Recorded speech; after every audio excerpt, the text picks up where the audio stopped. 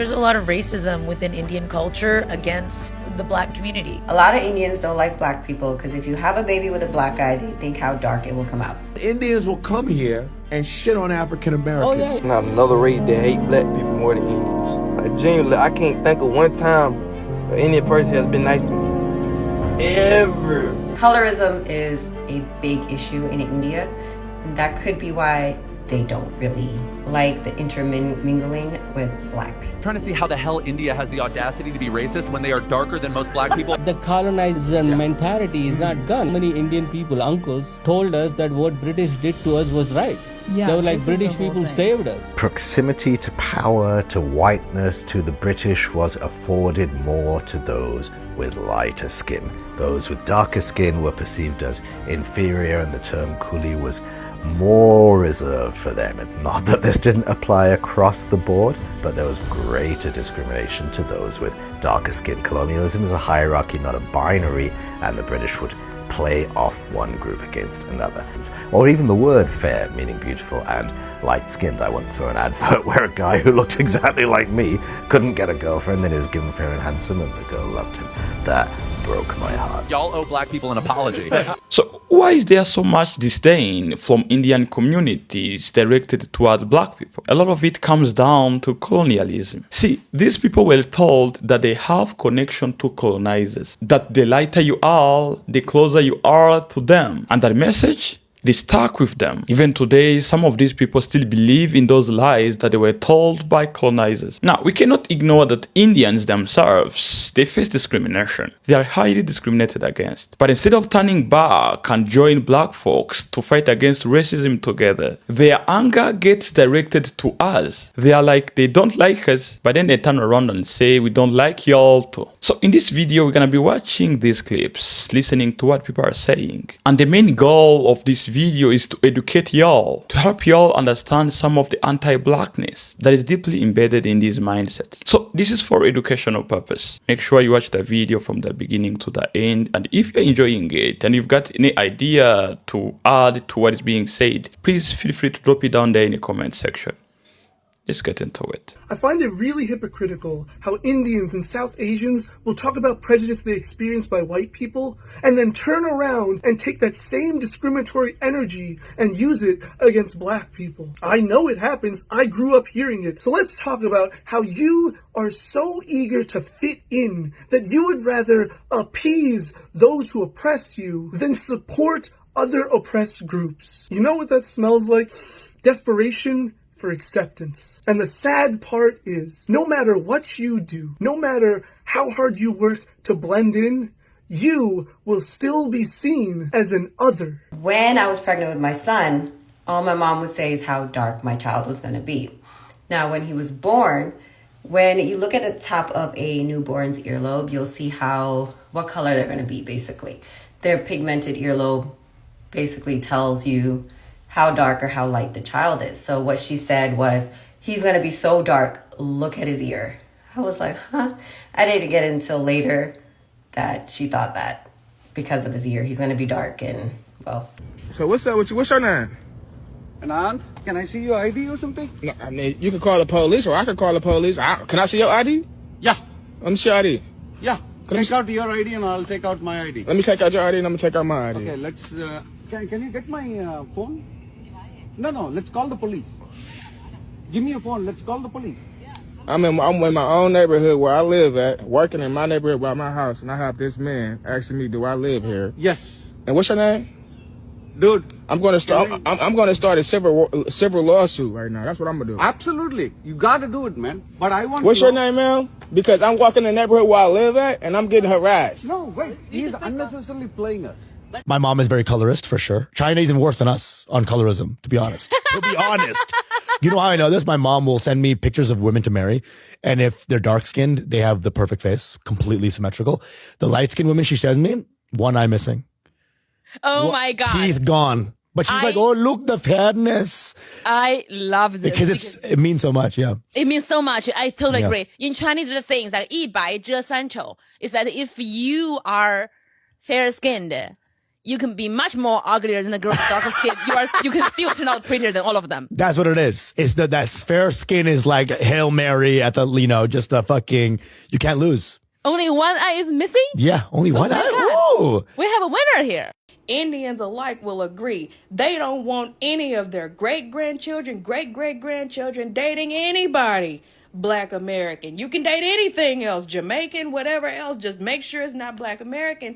And we try to tell, they don't want us being friends with y'all, they don't want us interacting with y'all, and we try to tell y'all that, and you get in the comments being delusional, thinking that Indians are your friend. Honey, you don't hear the names that y'all are called.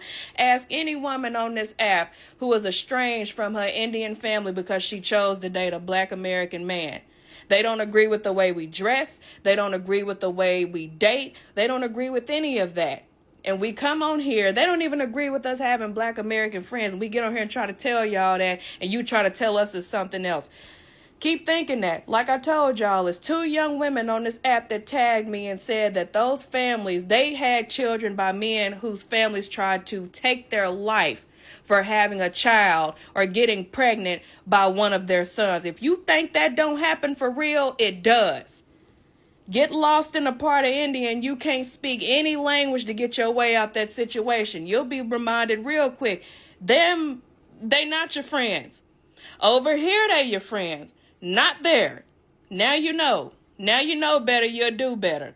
Colorism is truly a scourge among brown folk. I remember experiencing colorism from the earliest moments of my life, and it was the first form of discrimination that I was acutely aware of because it came from my own people. For context, I am the darkest skinned person among my family, among my extended family, and the way having dark skin was phrased was discussed so nonchalantly among my family, among other brown community members, was almost as though being blacker, being browner, was in itself a pejorative. When I was young and I would meet family in India who I had never met before, the first conversation they would have was about where I got my skin tone from. My mom is fair-skinned, her mom is fair-skinned, and both my brother and my dad are brown-skinned. When I was in elementary school and my grandmother would come to visit us in the States, she would stop me from going out to play with other kids in the neighborhood because I was getting too dark. The sun was getting me too dark. When I was in high school and I got into my first long-term relationship with a fair-skinned girl, she very casually told me about the fact that her uncle would refer to me as Kali, and she said it as though it was a funny statement. To them, dark skin is inferior in the same way that the sky is blue. I was in my AP World History class in high school with one of the other few South Indian people within my friend group, and very casually the topic of like, oh, if you could choose any ethnicity to be, what would you be came up, right? And I was thinking, I was about to hear like Polynesian, because Polynesian guys are just buff as fuck for no reason, or like Thai, because Thai food is great. This self-hating fuck was like, I would want to be North Indian. When you are brown, you are taught to hate yourself for one reason or another. And a large reason that I am not friends with brown folk, even though I want to be closer to my culture, even though I would love to be able to pass on my language and my food to my children in the future, is that misery loves company, and I am not miserable. This Indian couple getting married. The Indian guy is very dark. He's basically my complexion, and his wife is a little fairer than him, and the comments they're getting is just like, why is this dark-skinned man with this lighter-skinned woman? It's just like complexion complaints from Indian folks, from their own folks. और जब मैंने लोगों का reaction देखा, I was in that my family got targeted. You are nobody. Anytime I see a video that really like hits me, I go, man, let me talk about it. First of all, India is like just, I mean, they are. When it comes to like complexions, I mean, listen, every brown society has complexion problems. This all stems from white supremacy and European colonization, European standards of beauty. This is all facts. India was colonized by England, Nigeria colonized by England. England colonized a bunch of Caribbean, France, all of that. So all the European influence made brown people feel like shit, okay? Even in their makeup products, if you go to some of these countries, when I was in Thailand, all the advertisement was light-ass Thai people. Light as fuck. And most of the Thai people are dark brown. It's the same thing in the Philippines, same thing in some parts of Africa, and same thing in parts of Asia. It's insane. It's like even with Bollywood, it's like these Indians be light as fuck, but they still look Indian, which is hilarious. But they're light as hell. That's why I always advise people to watch movies from Telugu, the Telugu movies. that's a different part of India, but you'll actually see brown people because the majority of India is brown. So it's nice to see these new Telugu movies like RRR, for example. If you're ever interested, watch RRR and you'll see actually brown people. You know, of course, all these different countries are made up of different complexions, but they always put the lighter people in front. There's one called Light and Lovely, I think. It's a bleaching cream in India, Light and Lovely. I think it's Light and Lovely, I think. If I'm wrong, let me know. But it's like they have that on the shelf like fucking Vaseline. They buy that Light and Lovely. In Nigeria they had Ambi. I think it's still there. But a lot of lightening creams are in a lot of these countries, even in America, and it's pretty fucked up. And I heard that a lot of these lightening creams cause cancer and like that. So for those of you who are lightening your skin, I don't want anything good to happen to you. Be yourself. Now, this is not me wanting people to die of anything, but you deserve to be poisoned because you already are poisoning yourself with your negative thoughts and ashamed of what you look like. Listen, I understand as a dark-skinned man. I understand people make fun of you. They do this, all this other. Yeah, it happened to me as a kid, but thank God I had strong Nigerian parents where dark skin is normal. It's okay. Being dark is great, all right? Be who you are. You understand what I'm saying? And I remember when light-skinned black folks would make fun of me. Yes, light-skinned black people say, you know, they call you black this, black that, dark this, dark this, but all my light-skinned friends look like now. That light skin doesn't hold up too long. Listen, it's a joke, but it's a joke though. But anyway, all complexions are beautiful. You know what I'm saying? And that couple look great. And it's a shame that really India has a real serious complexion problem, and it's fucked up. It's really fucked up. And yeah, I just wanted to throw that out. So be proud of who you are. And all you dark folk out there, you're still dope. You're still amazing. And I know, listen, it gets really bad because even in the NBA, I think the NBA is very light-skinned now. The NBA is very light-skinned. It used to be darker back in the day. You look in the 80s and 90s, way more darker dudes. But now it's very light-skinned. That's probably why they don't play defense, because if you foul one of these light-skinned dudes, they'll bruise easy. You know what I mean? And you know, and I think this is an example. I think the reason why the NBA is so light-skinned, because you had a lot of insecure, dark-skinned basketball players in the past, so they made sure they got with either really light-skinned women or white women to make sure their children didn't have to suffer later on. That's just a social theory, everybody. Hey, man, I'm out of here. So do my Indian parents finally accept my half-black children? Let's get into it. So last I left off, I haven't spoken to my dad in over a decade. I think the last time I spoke to him was in 2013. I don't need him in my kids' lives. He disowned me a long time ago, or I felt he disowned me, even though I felt like he wanted to communicate with me, but he didn't want to own up to the fact that he has half black grandchildren. He would tell people I'm off somewhere studying. The kids didn't exist. There was no pictures of me in his house. There's no pictures of the kids in this house. Anytime I would see one of his friends, oh, how's school? Bro, I'm married. But anyways, yeah, I don't need that in my life. You'll learn more about my upbringing with my dad and my stepmother in another video. There's a lot there. Anyway, so now let's get into my mom. I tried. Guys, I tried. And I'm like, okay, let's see if she changed. And I would use little triggers to see how she would react. There were 3 things that I'm like, wow, you can still do this to this day? So one was my 21-year-old hurt his Achilles in December. He got hurt. I told Instagram, Facebook, all of that. So my mom follows me on Facebook. So she read it. And I also told my sister, who told my mom. My mom writes me 4 days after it happened. And she was like, she wrote me on Facebook Messenger. She's like, is, Elijah okay? I was like, he's okay. He's in a lot of pain.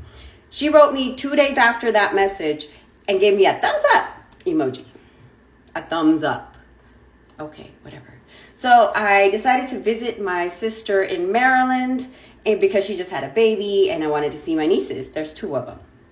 So I went there with my oldest daughter, who was her favorite when I was younger. She was literally like, give me her and I want to raise her again. Like she was her daughter because, apparently she didn't raise me and my sister right. Yeah. Anyways. So I brought her to Maryland to see her grandmother because she also wanted to see her uncle and her aunt and all of that good stuff. And my mom, the only thing she really said to my daughter was hi. There was no conversation. There was no, oh, how's school? Or what are you doing? Are you working? There was no trying to get to know her granddaughter at all. And I'm like, that's crazy. You would think she wants to get to know her grandchild. Like, who wouldn't want to get to know your grandchild? If I had a grandchild, I want to know everything about that child. But yeah, she really wasn't trying to talk to that child. And it was very disheartening to see. Very disheartening. I'm like, wow, okay. I'm going to have to get to a part 2 because there's not enough room in this video for this. Growing up back home, my family was one of 2 Indian families in a predominant black village. And we were always taught to, respect our elders, regardless of the skin tone. You respect everyone around you. My best friends were black. We went to school with everyone who were black. And I don't think my grandpa even really knew why he did not want, you were allowed to be besties. His best friends were black. Our neighbors were black. When we kill our animals for Christmas time, we don't feed half the village. But he always used to preach, you never marry a black person. And I don't think we really truly knew why we felt that way.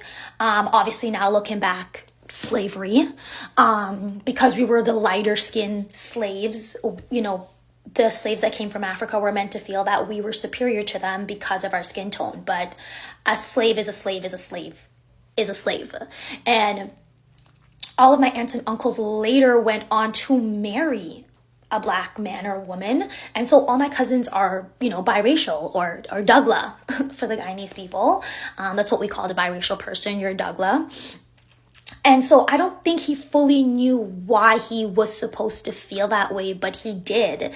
And I mean, like I said, all of my cousins are mixed, except for me. My mom married a Guyanese Indian person. So, but I mean, even as a Guyanese Indian person, I'm 12% black. So the mixture happened, whether we liked it or not. But it was just interesting for me because I never felt like it was racially profiling back home. We break bread with them. We invite everyone over. We have parties. We sit down. We congregate with them. We go to their weddings. They come to our weddings. We were very much immersed in each other's cultures. And so it never felt like the North American version of racially profiling someone or racism. It never felt that way. But of course, it's obviously still a version of that to say that you can be best friends with them and, we can grow up our entire lives with them. But, you can't marry that person because they're black. I don't think it ever really had anything to do with, your skin tone. Because especially... I made a video a few days back, and the basic premise of that video was that I had an issue with my community, the Indians, being racist towards the African American community. Now, obviously, I anticipated some negative comments, and there were a few, and most of them aren't even worth talking about because it was some variety of whataboutism. There was one that surprised me, though, and it was this idea that I was pandering to the Black American community. So, since that question was from a South Asian, I'd like to answer that by telling you the history of South Asians in the United States. So the whole thing starts in the late 1800s. There were Sikh laborers and farmers who ended up coming through Canada and ended up on the West Coast. They worked on the railroads, they worked in lumber mills, they eventually ended up in agriculture, and they ended up in California. Now, because of the laws of the land at that time, Asians were not allowed to buy or hold any property. So the Sikh men found a workaround by marrying Mexican women who were citizens or who could be citizens.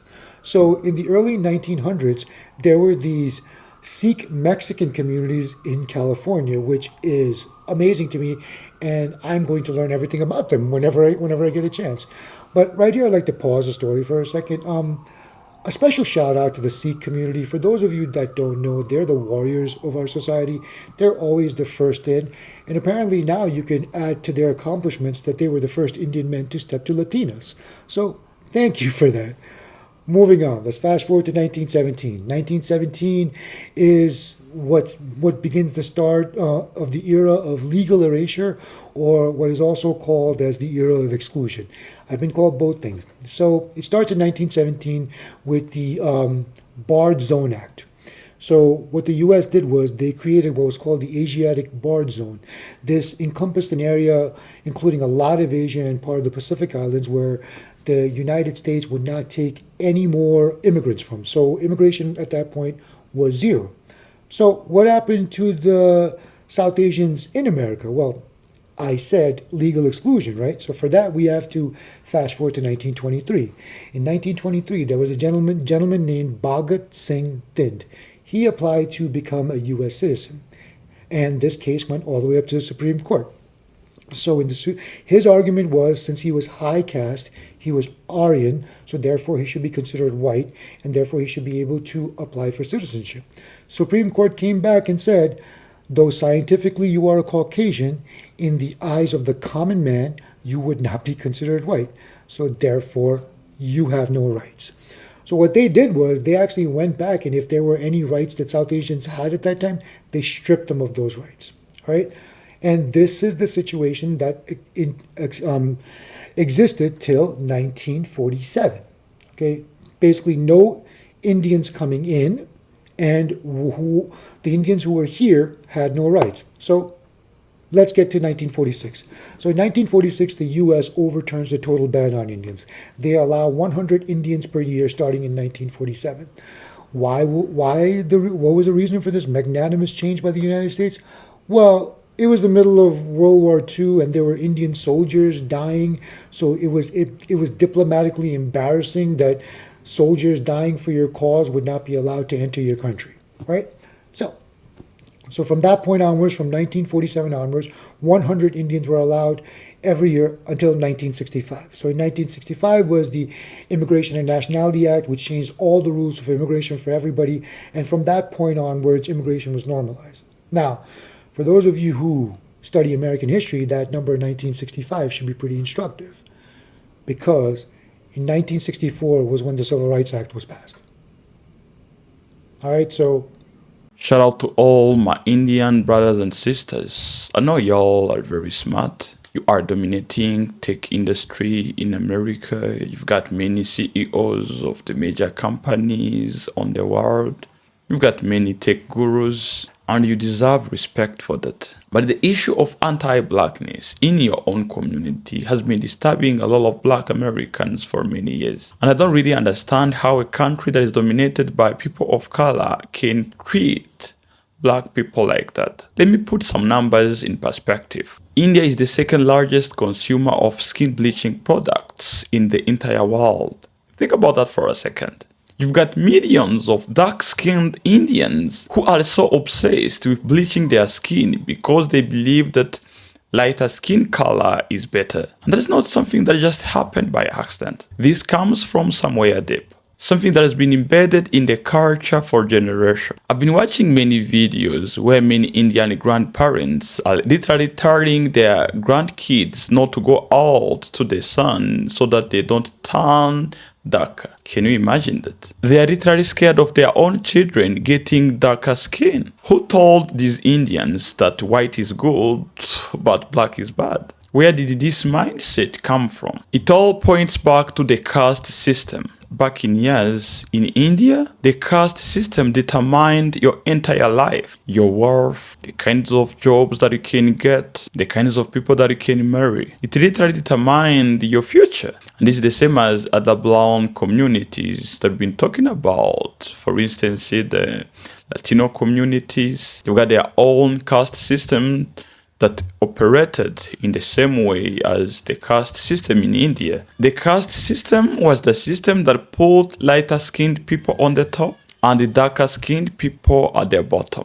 Even though that system is no longer officially working in India and Latin American countries, that mentality is still there. It's still there among many Indians. Today, many Indians still believe that the lighter you are, the smarter you are, the better you are. That is what they believe. And as I said, until today in 2026, India remains the second largest consumer of skin bleaching products. The whole country is literally obsessed with turning lighter because they believe that darker skin is inferior. That is something to be ashamed of for sure. Y'all have watched all of those videos of Indians themselves talking about anti-blackness, and many of those stories are heartbreaking.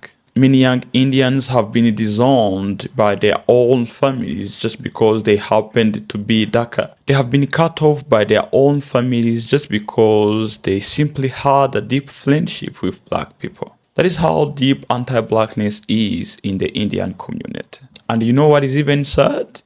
If you ask many of these Indian grandparents why they are practicing anti-blackness or where they've got these wrong mindsets toward black people, they cannot explain where it came from. They don't know where they've got these wrong beliefs. They don't understand that they are passing down colonial trauma, that they are continuing the system of oppression that was forced onto them by colonizers. Y'all have seen how many Indians have been also experiencing racism too. It's all over internet. They are facing discrimination in America, in Europe, in many countries. And they are experiencing this discrimination from the same people that colonized them, from white people who look down on them. But instead of turning back and facing black Americans and tells them that they need to work together to fight against racism, to fight against anti-blackness, they stand back and tell black Americans they don't like us. And then they say we don't like y'all too. It means that even though these other people don't want us,